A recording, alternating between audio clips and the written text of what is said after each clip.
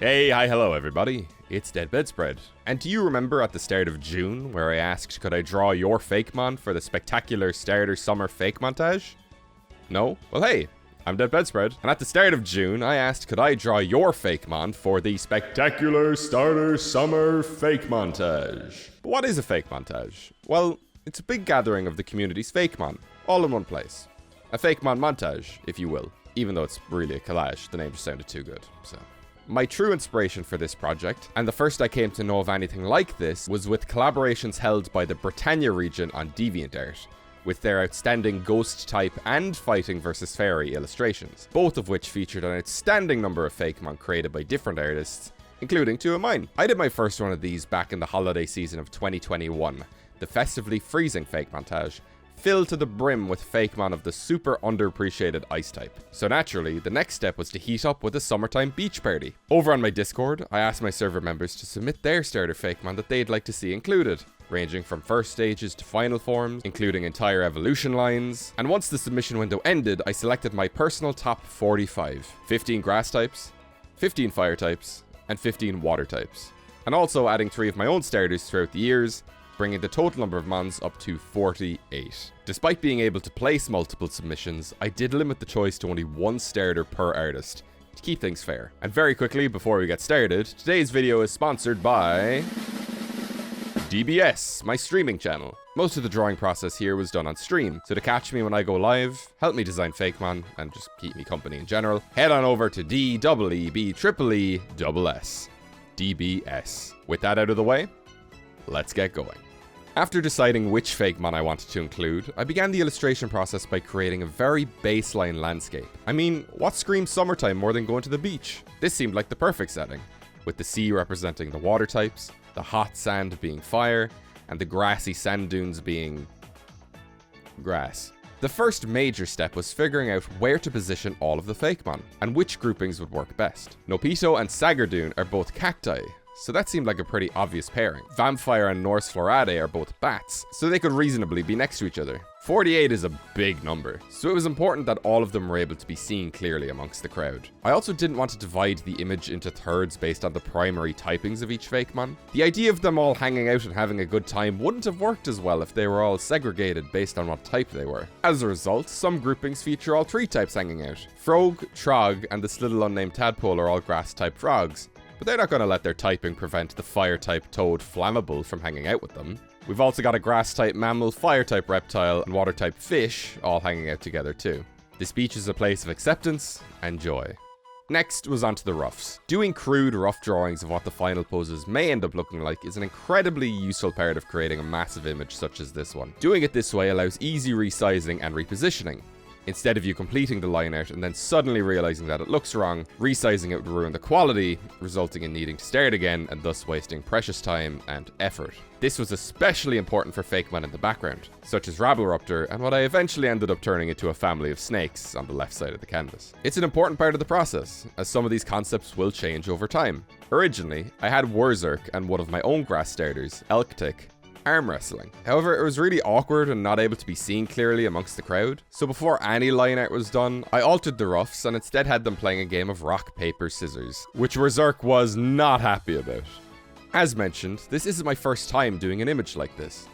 One mistake I did make this time around is that I didn't make it mandatory for the names, secondary typings, or descriptions of the Fakemon to be included. If I had gotten those things, I may have gotten a clearer picture of the Fakemon I was working with, and as a result, we may have ended up with an entirely different image. Oh well, I'll know for next time. And that may be sooner than you think. An example of where this information comes in handy is that if I hadn't known that Miacide is based off of pesticides, I never would have paired it with the Firefly Fakemon Shutlamp, who is just mildly inconvenienced by this little passenger. I didn't want to limit the Fakemon's positioning based on their typings either. Sea creatures should be as perfectly viable on land as the fire types should be in the water. Pufflair is swimming next to the totally chilled out Anxeel and unnamed sloth. See what I mean about not getting information? And to point, the lifeguard hippo is being pushed to the absolute limit, making sure that the little guy is okay, while also having its inner tube be munched on by Vertebrac. Despite its open flame producing a massive amount of steam, this fiery pup doesn't seem to mind. Following this, I did my pre-line art roughs. I may take a bit too many steps in doing these, But hey, you can't learn if you don't make mistakes. To prevent the canvas from becoming a mass jumble of lines, what I like to do is apply a single colour to each Fakemon, allowing their silhouette to be clearly seen amongst the crowd. They pop out from all those around them, allowing for any final size and positioning adjustments. Once this was done, I scaled up the canvas and got started on the line art. One of my favourite groupings is in the middle of the image, with the buff final stage Tunlen, Swamperior, and Inferdiptes posing like a bunch of buzzwole, all whilst being fangirled over by the middle stage Slomert, Ezraichi, and Ratine. Cause what are middle stages if not teenagers? Their hormones are going crazy. The line art process isn't difficult, however, just due to the enormous number of Fakemon, it did end up taking quite a bit of time. I like to draw each Fakemon fully, even the parts of them that will eventually end up being covered by other Fakemon. That way, everybody's submission gets the attention they deserve. Now, you may have realized that I said that I had opened the submissions for this project at the start of June, and it's currently the end of summer. Well, wouldn't you know that we, being the island of Ireland, received one of the hottest heat waves we have ever had.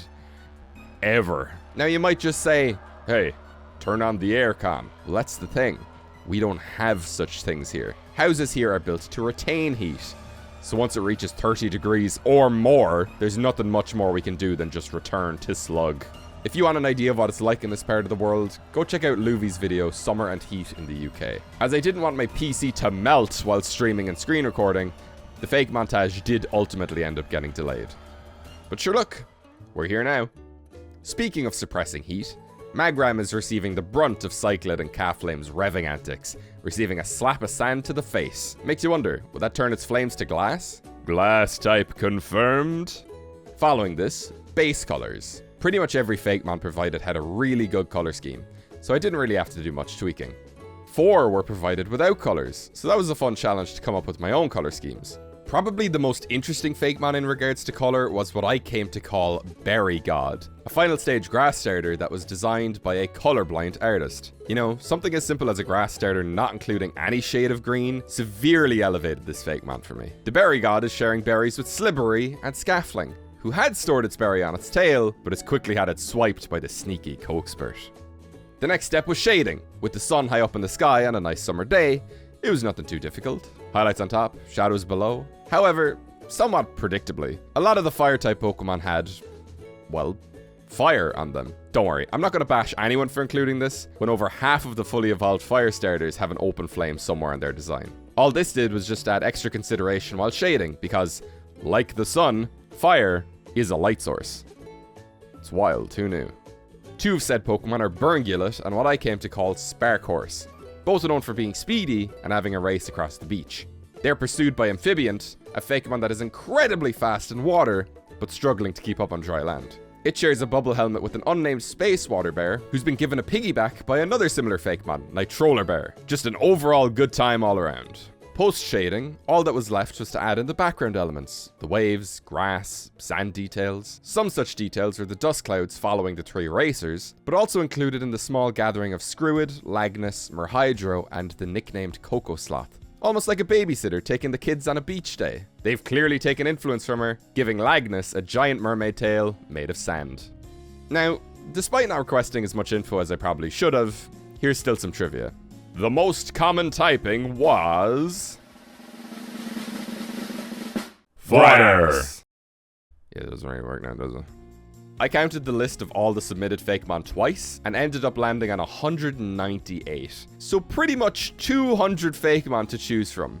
You bet your bottom that picking only 15 of each type of stuff.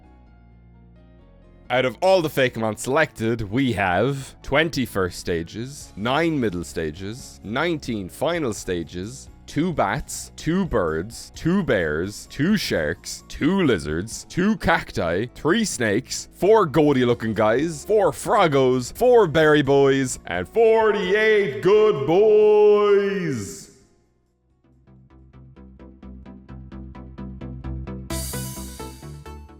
And there it is! Thank you to everybody who submitted an entry for this. 200 Fakemon almost, that's insane. Who knows how many will be submitted to the next Fakemontage, which entries will be opening up for real soon, so keep your eye open. Hopefully there's no heat wave to contend with next time, but I'm pretty sure that won't stop us. I got this done during the summer, and that's all that matters. I run these kind of projects through my Discord, so if you want a chance to be included in the next one, there's a link in the description. If you enjoyed this video, please consider subscribing, and definitely be sure to stick around until the end of the video to check out all of the upcoming original art. There were a lot of artists included in this, and a lot of fun designs that I got to translate into this image. With all that said, I've been DBS, and all the best.